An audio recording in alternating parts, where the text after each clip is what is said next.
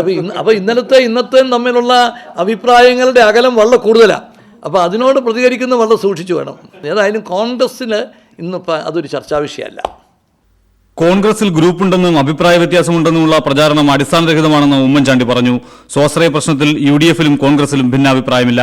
സംസ്ഥാന സർക്കാരിന്റെ 4 വർഷത്തെ വിദ്യാഭ്യാസ നയം കൊണ്ട് നേട്ടമുണ്ടായത് അന്യസംസ്ഥാന ലോബികൾക്കാണെന്നും ഉമ്മൻചാണ്ടി ചൂണ്ടിക്കാട്ടി. വിദ്യാഭ്യാസ മന്ത്രി ഇത്തരം ലോബിയുടെ ആളാണോ എന്ന ചോദ്യത്തിന് ഉമ്മൻചാണ്ടിയുടെ മറുപടി ഇതായിരുന്നു: ഇതുകൊണ്ട് പ്രയോജനം കിട്ടിയത് അവർക്കാ 4 വർഷമായിട്ടും. ഇപ്പം ആദ്യത്തെ ഒരു വർഷം എന്തെങ്കിലും സംഭവിച്ചാൽ നമുക്ക് മനസ്സിലാക്കാം.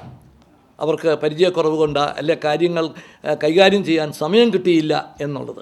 ആസിയൻ കരാറിൽ തൽക്കാലത്തേക്ക് കേരളം ആശങ്കപ്പെടേണ്ടതില്ലെങ്കിലും സബ്സിഡികൾ ഒഴിവാക്കി ഉൽപാദനക്ഷമത വർദ്ധിപ്പിക്കാനുള്ള ശ്രമം കേരളം തുടങ്ങേണ്ടതുണ്ടെന്നും ഉമ്മൻചാണ്ടി ചൂണ്ടിക്കാട്ടി. നമുക്കും ശ്രമിച്ചാൽ നടക്കാത്ത കാര്യം എന്താ? അപ്പോൾ നമ്മുടെ പ്രൊഡക്ടിവിറ്റി കൂട്ടുക, നമ്മുടെ വാല്യൂ അഡീഷനിൽ കൂടി വരിക, കൂടുതൽ വരുമാനം ഉണ്ടാക്കുക, ഏത് രാജ്യവുമായി കോമ്പീറ്റ് ചെയ്യാനുള്ള കരുത്ത് ആർജിക്കുക. PR Praveen, Jaihind news, Doha.